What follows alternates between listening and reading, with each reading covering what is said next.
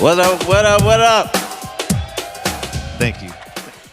I have to give it up to my guys who were here last year, Jimmy Jam, Jermaine Dupri, Roger Lynn, and just the whole crew. So we don't call it next level, it's just the next chapter. So this is another chapter of Akai, where it started me, it started a lot of people in here. So let's go into the history. So, you know, Akai's been around for a long time, and the MPC launched in 1988, 63,000. And what I want to know, really, and everyone wants to know in that room, is like, how did you discover the brand? You know, where did it all begin?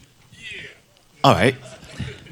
Well, before there was an MPC drum machine, there was a Akai 12-track. So, if you all don't know, I don't know if we're putting it up here, but if Google it. I actually did the Guy album, Keith Sweat I Wanna, Make It Last Forever, and all those records on the Akai 12-track before I had a drum machine. And when it was time to get the drum machine, I couldn't afford it. In fact, I didn't even buy the 12-track. It was given to me because I used to make records in a roller skating ring in New York called The Rooftop. And when I was making music there, the owner, he seen something in me. So he bought me a cheap drum machine, but it was the drum machine that I had did I Wanna with, which is called the Korg DDD-1. And that drum machine had some hits in it. Those are the hits that's on I Wanna. And the hits on Just Got Paid and My Prerogative. So those same hits were in the Korg DDD-1. And I used that drum machine until I wore it out, until I was able to get me an MP. And when I got my MP, I had no sounds. I mean, I just started, using the sounds from the DDD-1 until I met Jeff Lorber. And Jeff Lorber gave me the sounds, like the sounds that I used on Michael, and he told me about Great Sounds. I don't know if y'all know about Great Sounds, but most of Great Sounds is all of Michael Jackson's Dangerous album. And yeah, that's how I discovered the brand, and I said, man, it's a drum machine by this same company. I gotta get it. So I saved up my chips, and I got me an MPC. Just an MPC. And then I graduated to the 60 and then the 3000, 2500 XL, which is what I did. And the reason why I went back to the 2500, because to me it was a little fatter. The converters was a little fatter. It's almost like with the S2000, and that was a little more fatter than the 3000. One of my producers who actually, Harris there, raise your hand. That was one of my teachers, because he was one of the ones that showed me how to time stretch on the S3000. Him and Mucho Scott from Basic Black. All right. Amazing. So what I want to do, I want to take everyone back in the room, and what we're going to do, we're going to play songs that mean a lot to us, that you've made, incredible music that's inspired everyone. So first song is Make It Last Forever, right? And cool. We want to break it down. We want to understand how the song started, the chords, the drums, and really take us back to that moment, because that song is just timeless. Well, Make It Last Forever, that was actually the second song that I came up with for Keith Sweat. In fact, Keith Sweat was the one who inspired me to actually do R&B again, because when I did my first R&B record, it didn't do well. So I said, I don't never want to do R&B. He's like, if something don't work for you, like when we were kids, it's like, I don't want that. I want to do something else. So I started doing rap records, and I worked with Dougie Fresh, worked with Classical 2, which our record has been sampled so many times. It's called Rap's New Generation. And then when Keith came around, it started out with us shooting dice. We were in the hood, and he came with his suit, because Keith Sweat was he was a Wall Street guy. Used to work on Wall Street, and he said, Shorty, what's up? I said, what's up? He said, I want to shoot dice with y'all. So I guess his way to get in, because he coming around our hood. And that's not a good thing to do, like just come in somebody's hood talking about, I want to shoot dice with you. And my guy's talking about, yo, we going to rob this guy? Or what, I said, nah, we ain't going to do that. We're not doing that. So we started playing, and of course he beat us all out of our money. And then I said, all right, I'm going in the house, because I had a little money. So I went in the house, got some more money, and came back out. I said, yo, all right, let's get it. He said, nah, I'll play, but I'm not playing with you, Shorty. I came to talk to you. So we played, and when he left, he gave each and everybody $100, and then we just walked away and started talking about doing music. So, I Wanna was the first, but we're gonna go into Make It Last Forever. And how I started that, because to me, like I said, he was like, just take the chords that you do in church, and put it with the hip hop beats, and it's gonna come out to be something. I said, all right. He said, all right, I'm gonna call you. I said, you gonna call me? We didn't have cell phones then. So I said, I'm not sitting in my house wait for your call. So he's like, all right, I'm just gonna call, and your mama will pick up, and just to get you on the phone. And when he called, she would holler out, Daddy, it's that guy that had a suit on. He want to talk to you. So he came over, and I played I Wanna first, and then I played Make It Last Forever. So starting with those chords, what I did, and I did actually that whole album on the DX7. So we don't have one here, but we got something close to the sound. And when I came up with the chords, I didn't know actually what I was doing. I just knew it felt good. And that's how we are. Producers, when it feels good to you, it could be an off chord. Just believe in it, because it's going to work. And we'll get to that moment to show you about a chord that I played for Michael Jackson that he never had in any of his songs. But we'll get this first. So, and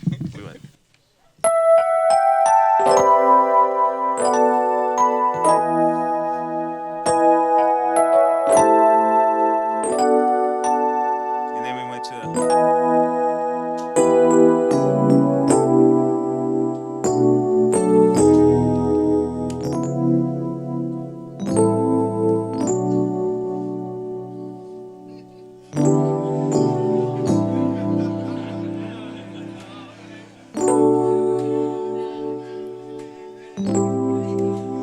And at that moment, we were all in relationships, and we were all just making songs that felt good to us, to our heart. And it's like breakup songs and makeup songs. You write the best songs when you break up.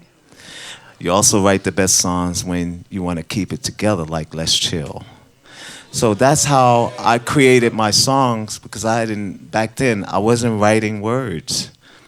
I was just writing them in my head. Like, I would come up with all the hooks. I came up with the hook, Make It Last Forever. Him and I did it together. He's like, I want to do something like, that just keep relationships together. And Make It Last Forever was the perfect song. So, I think we should play this song, actually. Here we go. Wait, let's see.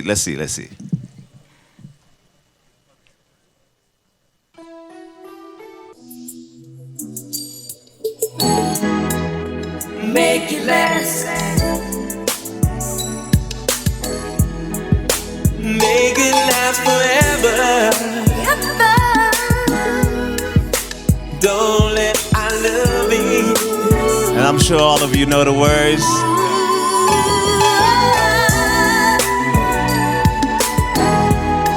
Let's make it last. Let's make it last forever and ever. Don't let our love in.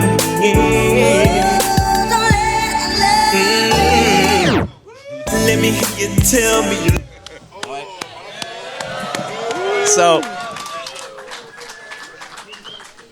So one thing I always want to tell everybody, like, I'm not, the super keyboard player, but I know everything that I play whether it's any instrument I need to substitute something, I knew how to do that. Back then, I started as a beat maker because I didn't have to play a lot of chords doing rap music. But I knew I had to learn the fundamentals, and I knew I had to grow in to, do real music. I had to grow with it, and I had some real guys who came and taught me a lot, like Greg McFarlane and Alan George, Kashif, M2 May, and some of the greats who took me under their wings. Royal Bayan is the guy who took me to every studio, and I sat in sessions when Kool and the Gang was making Celebration and Ladies Night and all those. I sat in those sessions, and I was the little boy that go to the store, get you some tea, just to learn all of those knobs over there and then learn about how to record music, because back then they didn't really use the drum machine. It was the physical drummer. So that's where I came from. I came from the 24 track that looks like the washing machine. I came for all of that. Let's go on. And I suppose this was an 808 on this. Yes, this is was the 808. So just also, Make It Last Forever, it's a trap song. Yeah. Just say it's one of the early trap songs before a lot of trappers were born. Because it's 808. And we let the 808 is boom, boom, boom. And then they're doing that today, but it's been out. You got Loose Ends. You got Jazzy, Soul to Soul. Yeah. Jimmy Jam and Terry Lewis. So we were the first trappers. Right. No, amazing. So one question before we move on to the next song is, how did it make you feel when Mariah Carey and Joe covered that song? When you heard their version of it. It feels great. It always feels great when you have people like Mariah Carey and anybody who can cover the song and just give it the justice. It keeps it alive, and that's what we have. We have music that is classics. That's why I always say, when you believe in something, just go with it. It's your plan, and it's what you believe in. Don't let anybody tell you, oh man, it needs this or it needs that. That's why I never knock music.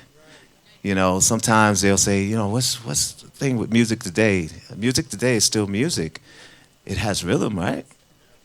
Anything with rhythm is music.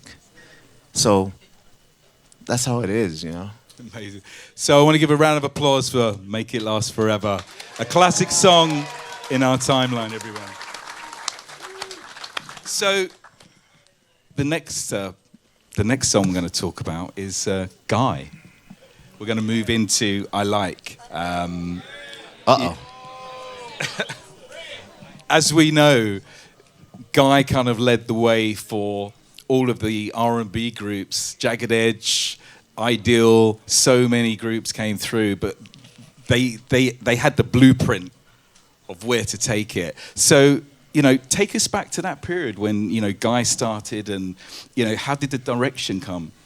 I was actually finishing the Keith Sweat album, and I got a call from my childhood friend, Timmy Gatlin.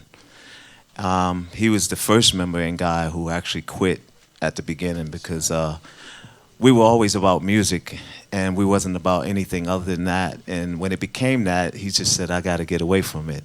And his spirit told him to do it, so he kind of followed his spirit. I kept going because my thing was I wanted to get my music out there. And, by all means necessary, coming for the hood, you want to get it out there how you can, and then, that's just a bridge. You don't have to stay with it. Just get through the bridge. Follow the process. So when I was doing Guy, Timmy Gatlin brought Aaron Hall to the studio while I was mixing I Wanna. And we went into the live room, and Aaron was like, yo, I can sing. And I said, okay. So Tim was like, yeah. I said, where'd you find him? He's like, yo, we work at the shoe store, Abraham Strauss. I said, oh, cool. I said, all right, let me hear you. So he started singing, And then he got on a piano and he started playing. I was like, whoa. So what do y'all want to do? He's like, yo, we just want you to produce us. I was like, okay, let's do it. Aaron interrupted and said, nah, that's not going to happen. Because he heard me play. He's like, that's not going to happen. If he's not in the group, I just want to go solo. I said, okay, y'all make up your mind. Because I got to get back to my mix. And it was like, Timmy was like, all right, well, you're in the group. Do you want to be in the group? I said, of course, I'd love to be in the group, but I can't sing. He's like, don't worry, we can handle all of that. You do the production, we'll handle all the singing. I said, good, I'm in. So we were trying to figure out, who we're going to have as a manager. And this is the reason why Timmy Gatlin left the group, and this is the reason why everything went sour. Timmy Gatlin brought us back to Gene Griffin, and then all of our stuff got stolen. I'm just going to keep it 100. But we still made it. That's the thing. We made it. Timmy Gatlin is still one of the greatest writers. He wrote a lot of the BBD songs, and he's still amazing. We still doing what we do. So coming up with Guy, I already had some songs for us because I had songs prepared for, Keith and just other artists, because when I started doing R&B, I just started doing, just songs, just making music and trying to better my skills. And when I did that, I came up with this.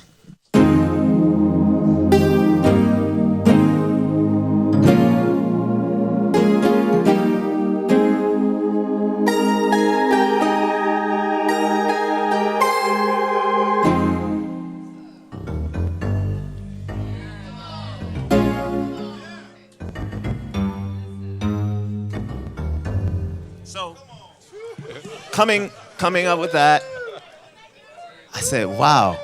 And then Timmy came back over to the house. He said, I got something for that.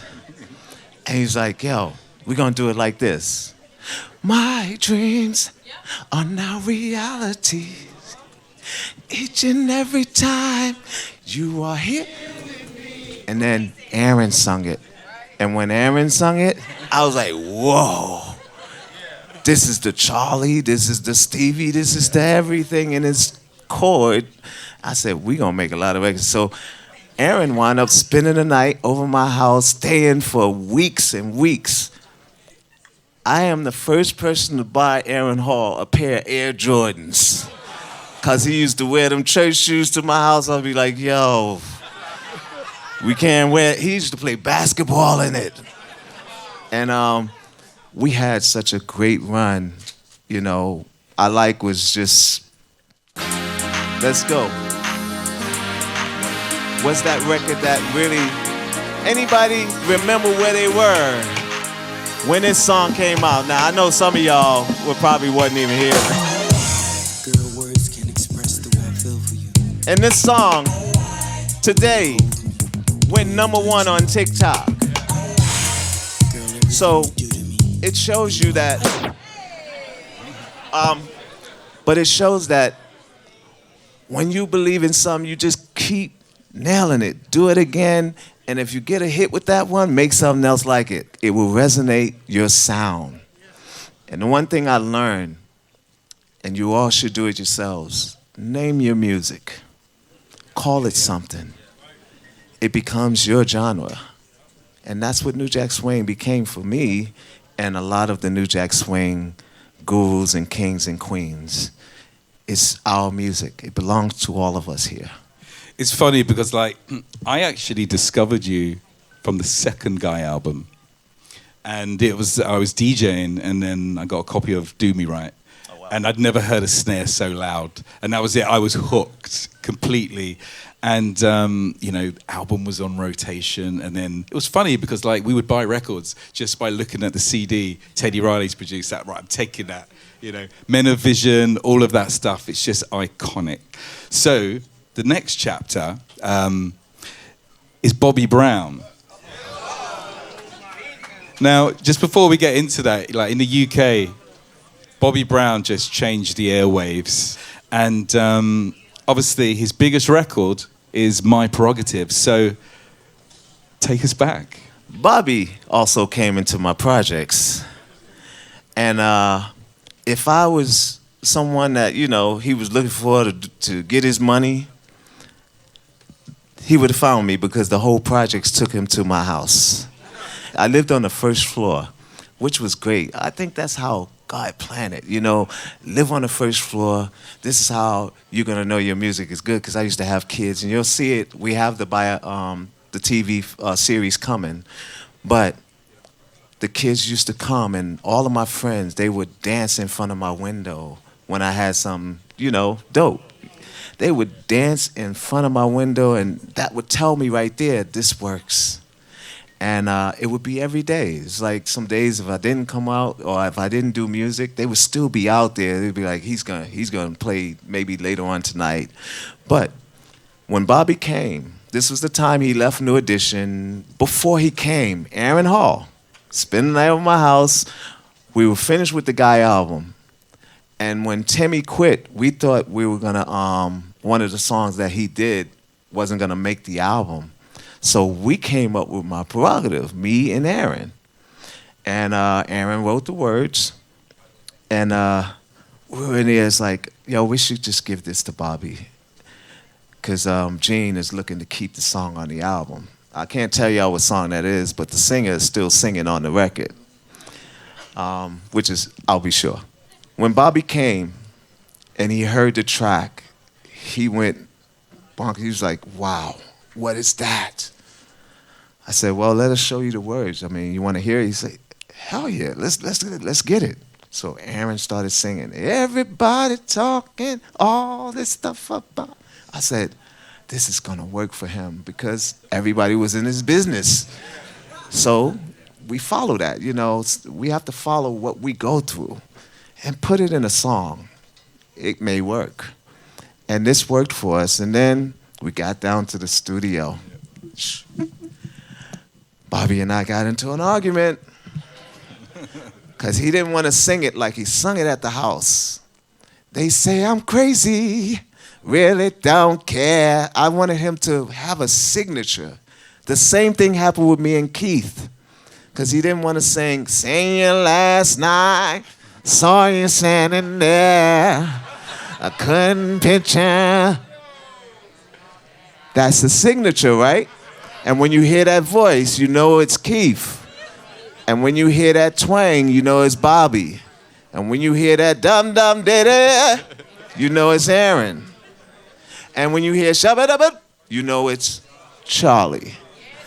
That's called signatures. You gotta have a signature, something that you do. Just like Keisha Cole. She does that really well.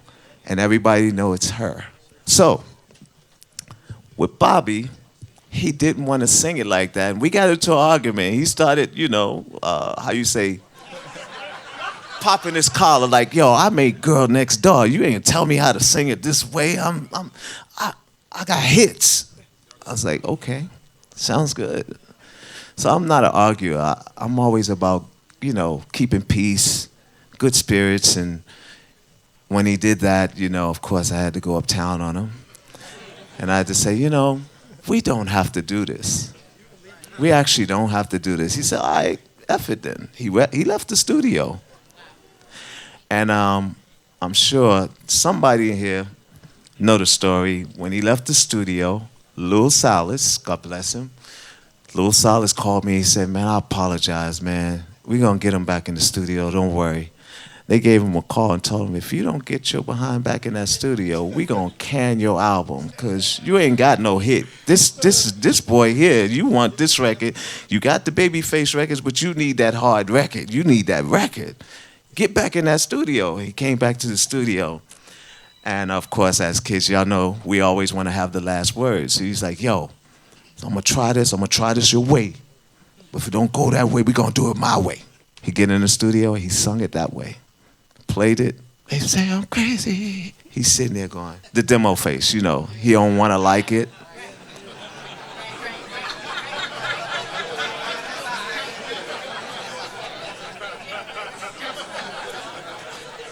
He went back in the room.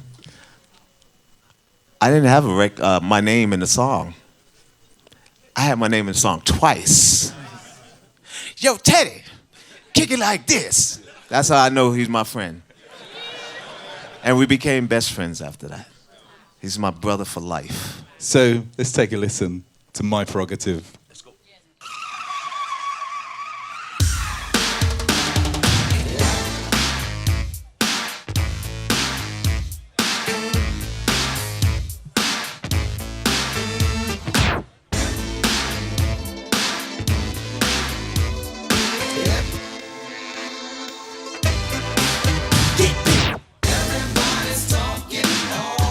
If you know the song, sing along. Now we're about to jam in a minute. I gotta play this song.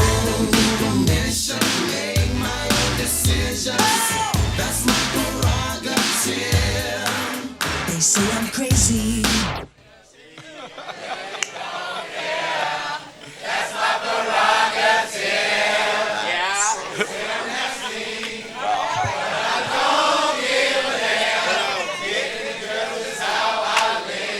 Now somebody out there going, yeah, yeah, shout out, yeah. Hey. That's us all day. Some of the songs I did, I can't even tell you some of the words. I just did it. You know, it's a lot of songs. It's a lot of songs. And, you know, it's the experience, you know. So I'll get there and be letting y'all go ahead and sing. Don't worry, I know it. So it's funny, like, I had loads of questions, right? And want to move on because we've got so many classics. But one thing I want to say is, you kind of started the producer tag with the whole yup, and all of that. Check one, check two. So you set a standard with that back in the day. Yeah, because I couldn't sing. Yeah. So you got to put something on the record and make it yours. Yeah, come on. And you know, God. Oh. Yep. Give it up, give it up, give it up, give it up. She's so bad. I just had to do everything. I did it on Michael record. 5, 4, 3, 2, 1, jam. I had to put something, that's a tag. Everybody putting their names. I was like, nah, I just want a word that people go, yo, that's TR. So, yeah. So let's move on to Blackstreet. Right. We need to hear it a bit more. Blackstreet.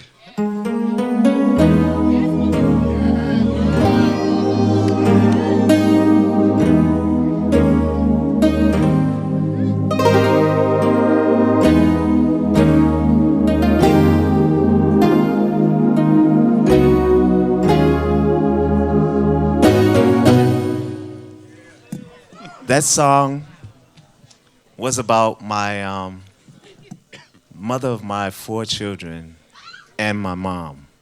You know, you kind of put it could be for someone talking about their loved one. And it's really about them and my daughters, you know. Everybody who have daughters, you cherish them. It changes your life. And that's what I did, you know. When I put my daughter on the song, it was really meant for her. And she plays violin, and at the time, she just said, Dad, could I play the violin in your song? And right now, today, she's 38 years old with my first grandson. So that's Deja. She's my rock. All of them are, but she is the firstborn, and I'll give it a whirl. So Joy was that song that just made me feel it. But I'll tell you one thing. I stole the chords from my keyboard players at a rehearsal.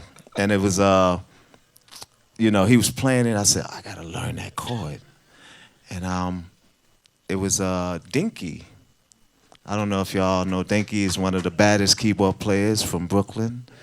And Dinky was playing something, and then Vassell, he was like, yo. And they started dawning on it with the strings. I was like, okay, let me put a bridge to it. And we went here.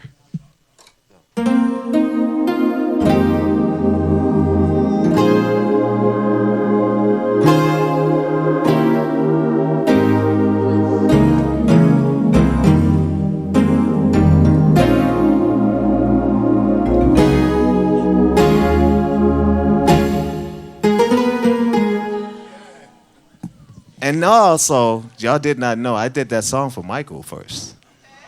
That was a Michael Jackson song. And that was actually the second demo that I played for Michael, just a track. And he was just like, this is so amazing. And the reason why he didn't keep it on the album, because at that time he wasn't really in love with anyone. I said, Michael, the song could be about your mom. It could be, yeah. And he said, yeah, I love it so much, but I don't think it. I got a lot of songs on the album, Theodore, and maybe we can use it for the next album. I said, okay. So a couple of days went by. And I said, we got to use this song now. It got to come out now. So I shot my best shot, and I said, Michael, I have a group now. I joined another group. He said, you got another group? I said, yep, I got another group. He said, what's the name? I said, it's called Blackstreet. Oh, that's cool. So what do you want to do? I was like, is there a way we could use this song for my album? He's like, sure. That's when I know he ain't really want to put song on the album. He's like, go ahead. I said, cool. I threw another shot. Can we use the vocals? Sure. I'm gonna throw a third one. If he say no, it's okay. At least we can still get the song. Can we put you down as a writer? Of course. Here's another one. You want your money back? That's a lot of money, too, for one song. I said, you want your money back? He said, no. I said, oh, God, it's so good. God is so amazing. He's like, yo, he could keep the money, too? And still, I ain't got to pay him as a producer or a writer? It's amazing. That's when you know you got good people, because Michael has always been good. It's like the closest thing to God's assistance is Michael Jackson. So, does everyone want to hear Joy? Yeah? let's do it. Let's do it.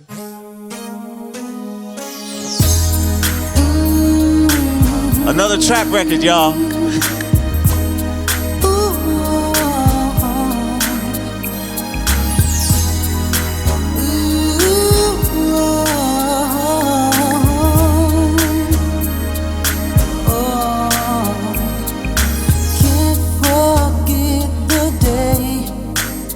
That she walked into my life. It was just the kind of thing that was so right on time.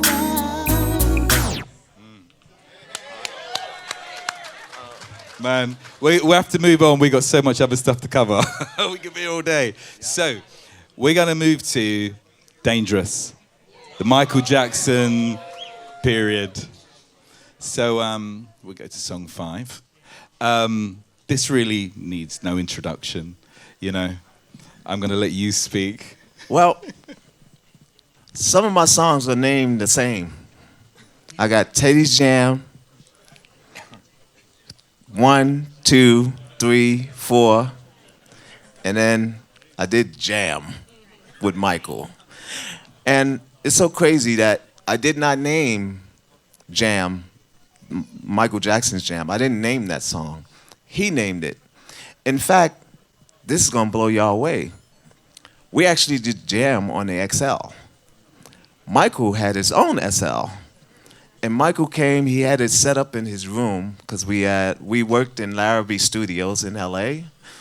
And he had it set up in his room, I had it set up in my room, and it set up in the 3 studios that we booked out. And he brought me in the room and he said, you know, I have this track and I think it needs something. And when he played the track, it started like this. It went into, he programmed the drums. I just kind of put the right drums in, but he had it like,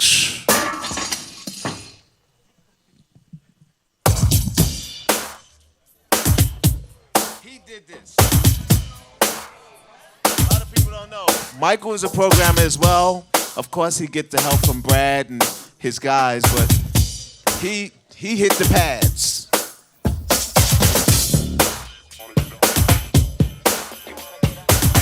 And he had Want to Get Up and Jam, right? So I replaced it with my voice. And when we did it, it didn't have all the hits and all the it's my I was influenced by my godfather. All of those songs, all of that stuff, he did that. Earth, Wind, and Fire, y'all. Earth, Wind, and Fire. He's the guy that did the strings and horns for Boogie Wonderland and a lot of the Earth, Wind, and Fire records. I just wanted y'all to know. He's the guy. And still doing it right now at 80, y'all. Still doing it. So, that was my inspiration. I said, I want to take everybody to Earth, Wind, and Fire and just jam. Like, it's got to be that record that makes people go, pow. You know, excited when you dance into that song. You really dancing, because if not, the song is going to dance for you. So, song to make you move. And that's my story about jam. And I don't want to talk too much about it because we're going to perform it. Yeah. We're going to perform it. And if it doesn't sound like the record to y'all let me know after the show. But we're going to have a good time in a few minutes. So you had like 7 cuts on Dangerous, including the title track. So why don't we jump to Dangerous? Okay. And let's hear it in its entirety. But I got to tell y'all about Dangerous. Now, Dangerous, I want to tell y'all, if my engineer's in here who actually mixed Dangerous, that's John Marie. Yeah. If y'all know John Marie, he's the guy that helped me really bring the vision and the sound of Michael Jackson, Dangerous album out. When we did Dangerous, that was one of the songs that stuck out from all of them, because Michael sent me and John back home to mix Remember the Time, do the remix, because he wanted the sound of my studio. And we went back to do the remix and do all the stuff he wanted us to do, which gave me a little break to get home and see my family.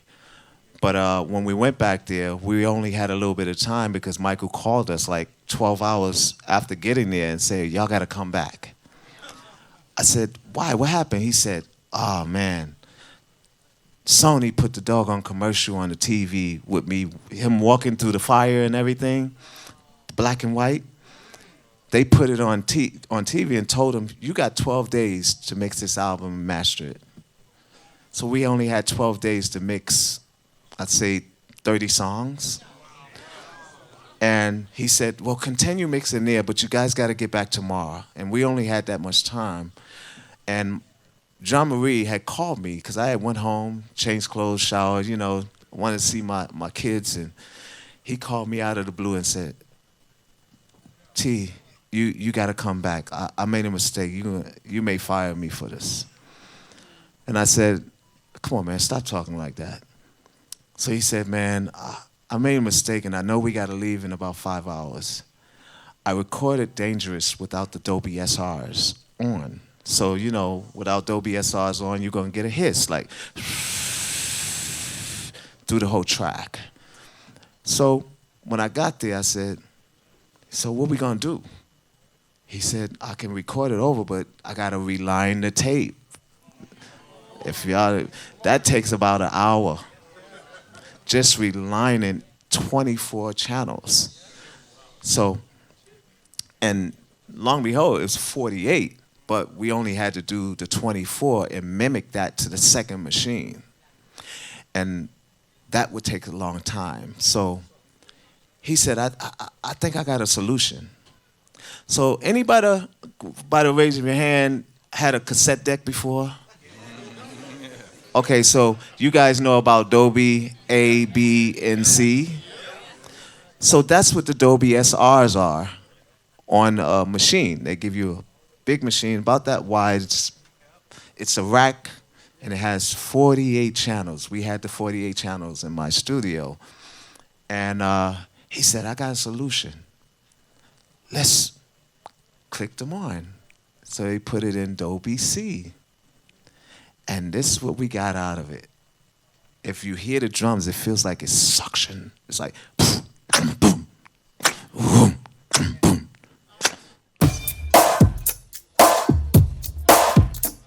Hear how it's gated? And then when the bass come in, boom.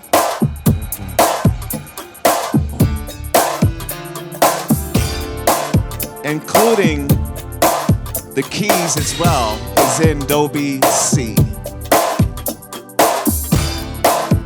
And what that did, it got us a Recording Academy Award. Thank you, John Marie Horvat. That was the best mistake you've ever made. It was. I'm telling y'all, this, you can make mistakes and it will work. Just try it. Don't force it, but try it. Sometimes when you're making your beats, take it off of quantization. Be off sometime, because we all are, whether you know it or not. Your left foot is bigger than your right foot. No, seriously, y'all. Y'all never thought, y'all never knew that? Your left foot is literally bigger than your right foot. God didn't make us to be perfect like your left foot, same size, your eye is bigger than the other eye. It's real, y'all. So understand, this is reality. You all could be off. Let's be off sometime. That's what New Jack Swing is about. I'm sorry? Oh, he ain't notice it. I promise you, he didn't even notice. He didn't hear it. He's just, this is brilliant. It sounds great.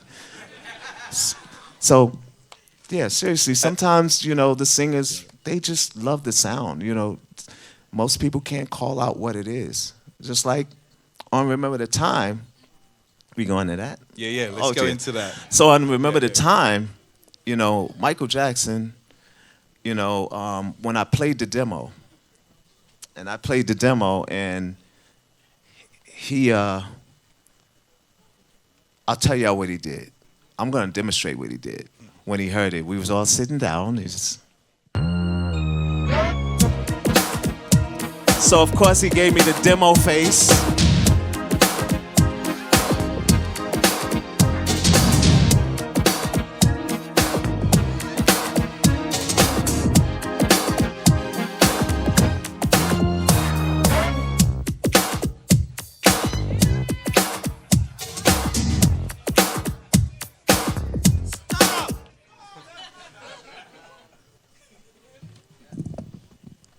I thought he didn't like it, because he just stopped in the middle. He said, stop, stop, stop. Can I talk to you in my office? I said, whoa, I think I'm going home. I think he gonna send me home. So we're in his office, and I sat there, and he's like, so I got a question to ask you. I said, okay. He said, what is that first chord? The first chord that you're playing, what is that chord? I said, I don't know. He said, I'm not trying to test you or anything, but that chord is just different. I said, well, it's from church. He said, I figured, because that chord has never been played in any of the songs I've done in my life. I've never heard that chord. I said, okay. I said, you want me to change it? He said, no. It's good. It's good. Next thing you know, we stopped talking about that because he loved it so much. He's like, let's write something. You know how kids would be like, come on, just go play with my toys. He's like, let's write something right now, right here. I said, okay. What you want to do? He said, I got this idea. He started beatboxing. He said, I want to do something like this.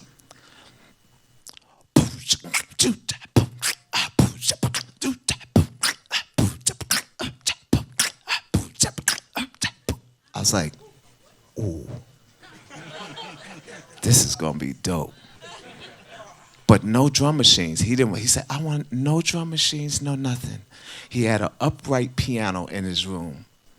No drum machine. And it was hot as heck in the room because Michael loves heat. So I'm playing this.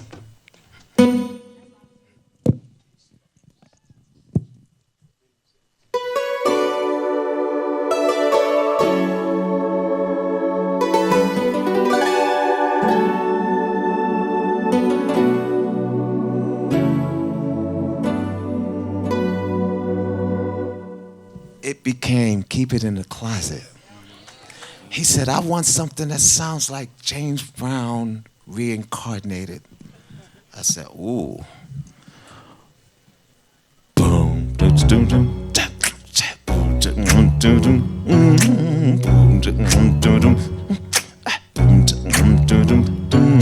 What that sound like? James Brown, right? Big payback. But here's what.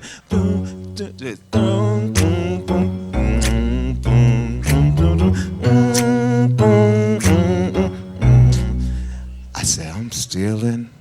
I'm gonna steal. I'm from the hood, and we steal sometimes. The Annihilators, the Coconut Long Boys, the Twizzlers, and we steal everything if it's candy. And that was candy. All James Brown hits and everything was candy to us. Ask Jazzy Jeff, ask Molly Marr, and all Pete Rock, all of my brothers. Ask Eddie F. Where you at, Eddie? Eddie F is in the house, my partner. So we did the Heavy D album together. He's the architect of the Heavy D album. And I just came in and just threw my little James Browns, you know. I had my things on a little sampler and then,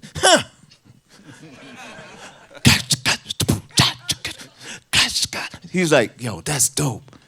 And we used to just, like baseball cards, we used to trade samples, and I would give him all my samples, and he would just take it and make something else out of it. You know, we all in here can have the same sounds, and we will never sound the same.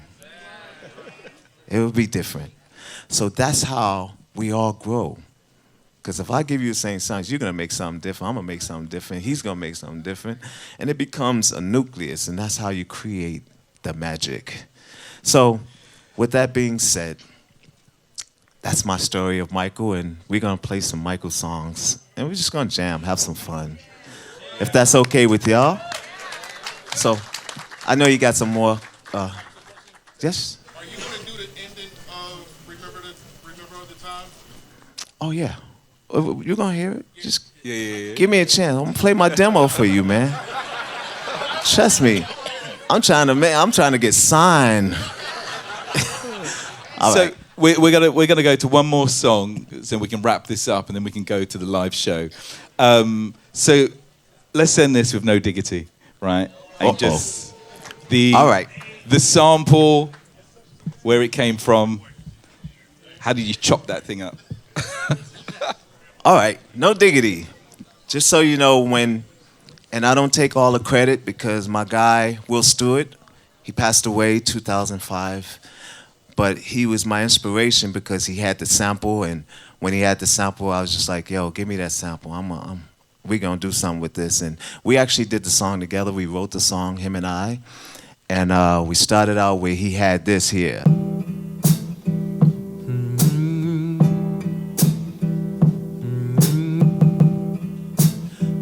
So when we had that sample, it was hard to get it to sync. Grandma's hands clapped in church on Sunday. So I said, what am I gonna do with this sample? So I cut it up in 4 pieces, and it became, but I had to time stretch it a little, and on the 3000 you was able to do it a little, not a lot, but you was able to do it a little. And that genius right there, he's like, yo, this is how you do it. He's like the scientist that was part of my crew. And he just said, you do it like this, and you're going to tweak, this is how you tweak it, and we cut it.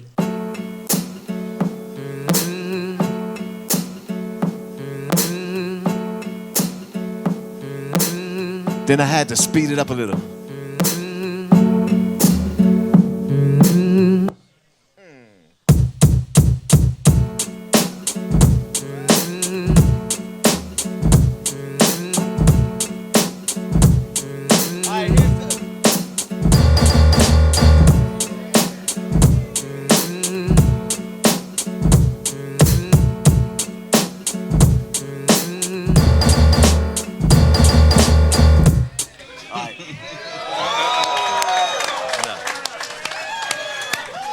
You ain't gonna be no beat maker no more. B. Howard's in the house. It's my, huh? How did you get Dre on it? Well, let me tell you the story about Dre, who I'm gonna be with in a couple of days. Dre, it was hard convincing. You know how you try to convince a record label? This is the song, Jimmy. No, Teddy, I think Money Can't Buy Me Love should be your first single. I was like, oh, how could I get him? You can't tell Jimmy Iovine that this is the song and this is what we gonna go with, because you may get dropped. He'd be like, you can't talk to me like that. No, let me stop. But Jimmy, my friend, my big brother, it took him to hear from Dr. Dre and Heavy D, who came in his office. He said, man, listen to this song. Teddy Riley just brought me this song. He played the song. He's like, I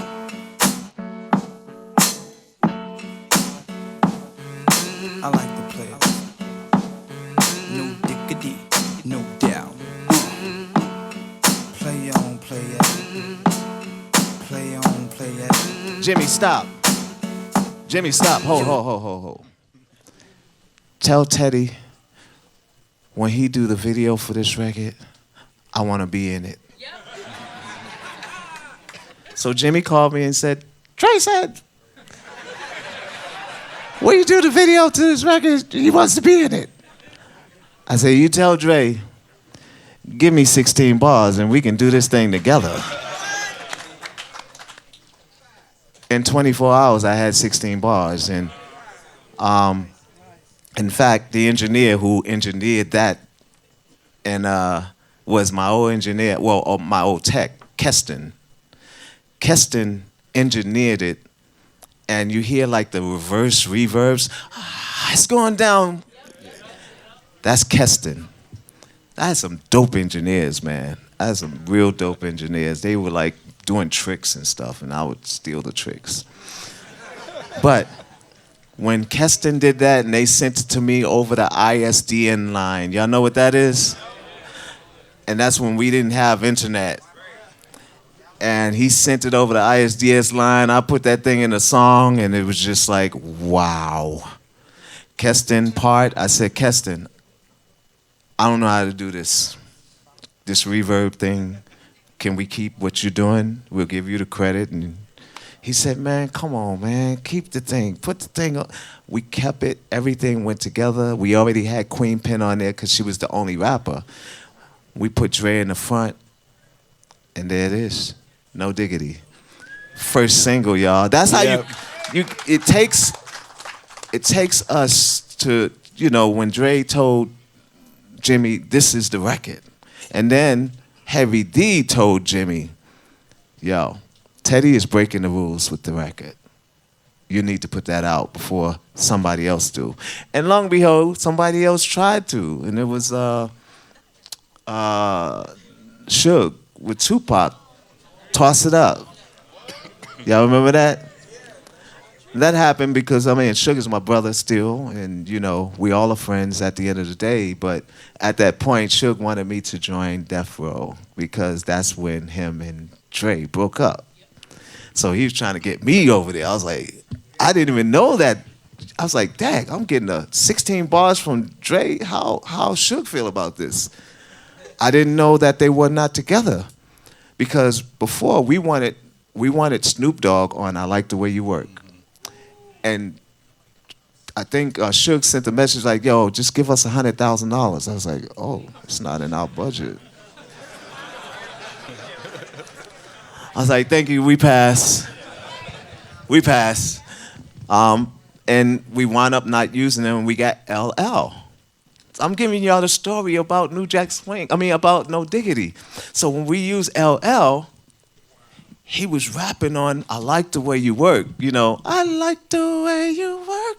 That one, not No Diggity. So that we had to do a remix, and LL kept saying, I like the way you work, kid. No diggity. I got to bag it up. Hup. I like the way, oh, y'all know me. I'm from the hood.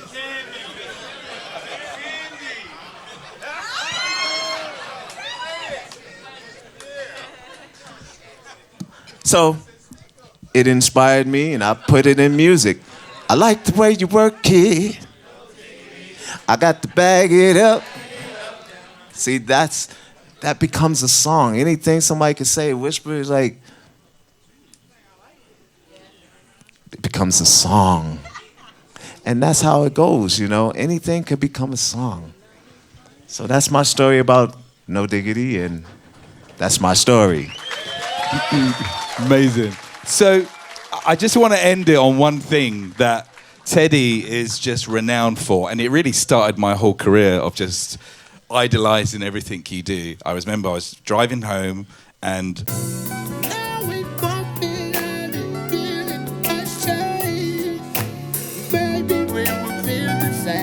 That was my beginning days of vocoder, talkbox.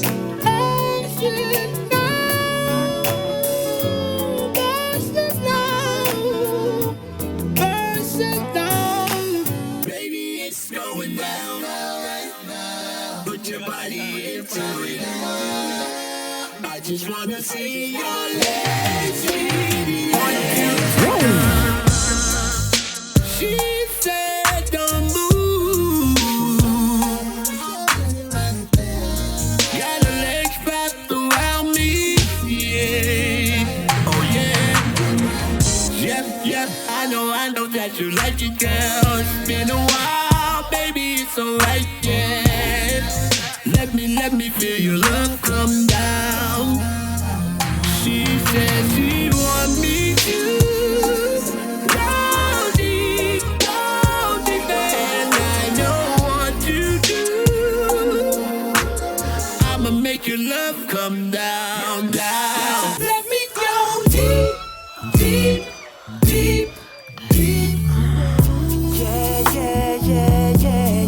Wanna go deep. Let me go deep, girl.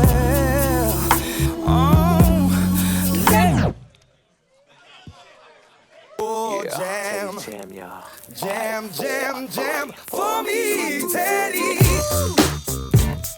Yeah, Teddy jam, yo.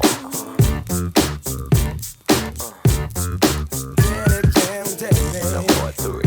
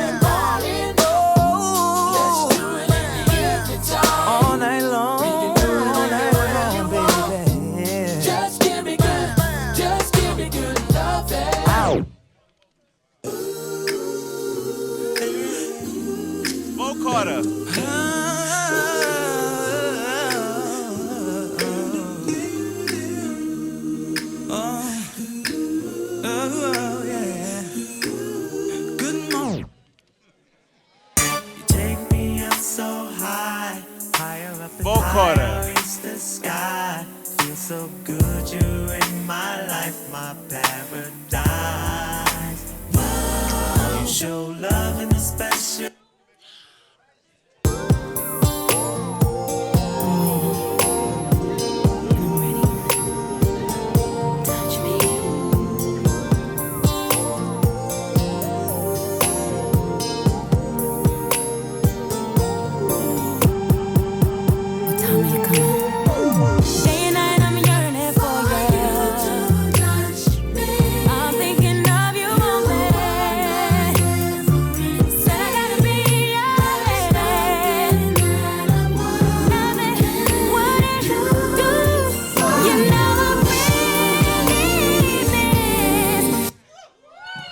Rodney Jerkins, Brandy, thank you for this opportunity.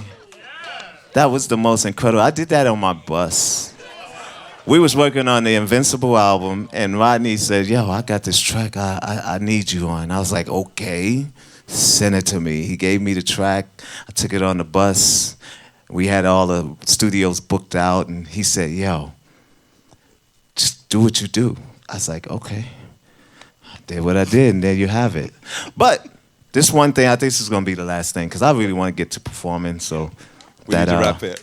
we can have a good time. So, this record right here, when I got the call from Bishop Warren Campbell to do this, it was like, I'm down.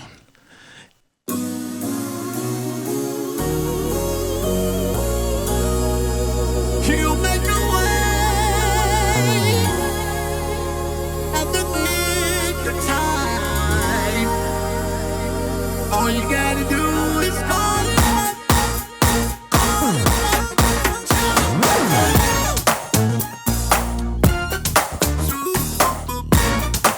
Chalk box.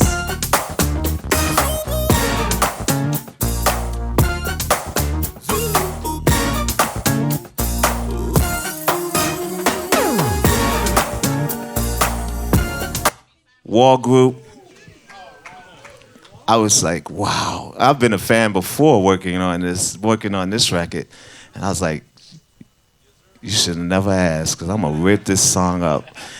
And I got it back to Campbell. I said, you know, this is a 3 a.m. mix, so don't judge me.